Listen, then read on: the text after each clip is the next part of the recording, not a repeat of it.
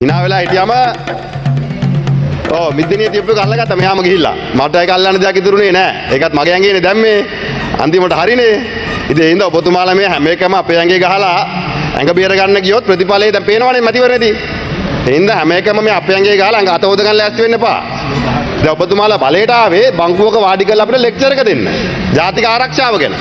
හැබැයි ඒ ලෙක්චර් එක අපිට දෙන එක කෙසේ වෙතත් මම දන්නේ ඔබතුමාලට අද ඒ පිළිබඳව තීන්දුවක් ගන්න වෙනවා ආණ්ඩුවක් විදියට මේකට මුහුණ දෙන ආකාරය පිළිබඳව. දැන් එක පැත්තකින් නවකවාදය. ඉතින් නවකවාදයේ පිළිබඳව මම ඔබතුමාලගේ පක්ෂයට අමුතුවෙන් කතා කරන්න ඕනේ නැහැ.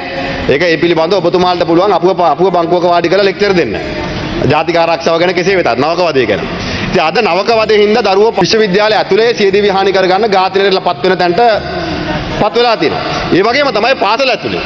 පාසල ඇතුලේ වෙච්ච යම් සිද්ධියක් සම්බන්ධයෙන් ඒ දරුවාගේ විස්තර මම සඳහන් කරන්න දැන් නැද මේ පැහැදිලිවම මේ සිද්ධිය චෝදනාවට ලක් වෙන්නේ ඔබතුමාලාගේ දේශපාලන පක්ෂ කොළඹ දිස්ත්‍රික්කයේ මැද කොළඹ ආසනයේ සංවිධායක වරෙක්. ඉතින් ඒ හින්දා ඔබතුමාලා ඒක වහන්න යම් ක්‍රියාමාර්ගයක් ගන්නවද කියන අපි දන්නේ නැහැ. හැබැයි ඒ අදාළ චෝදනාවට ලක් වෙන ගුරුවරයා ඔබතුමාලාගේ ආසන සංවිධායක වරෙක්.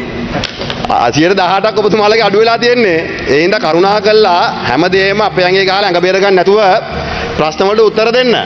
ඉතින් දිවල් ප්‍රදේශයේ තරුණයෙක් ඝාතනය කළා තිබ්බ ඔබතුමාගේ ආසනේ නේද? එහා පැත්තේ මොරටුවේ. හැබැයි මේ පැත්තේ ආසනේ තරුණ අවුරුදු 19ක ළමයෙක්. පොලිසිය මාධ්‍ය ප්‍රකාශකවරයා ගත් කටට කියන්නේ මොකද්ද? එයාගේ අම්මා කුඩු විකුණනවා. ඒක මන් දන්නේ නැහැ. අපිට අදාළත් නැහැ. හැබැයි දරුවෙක්ට පාරේ වෙඩි තියලා ගියාම හදපන්. ඒක අපි දැක්කා. හැබැයි දැන් මේ දරුවට වෙඩි තියලා යන එක සාධාරණීකරණය කිරීමක් වගේ හැංගෙන්නේ නැද්ද?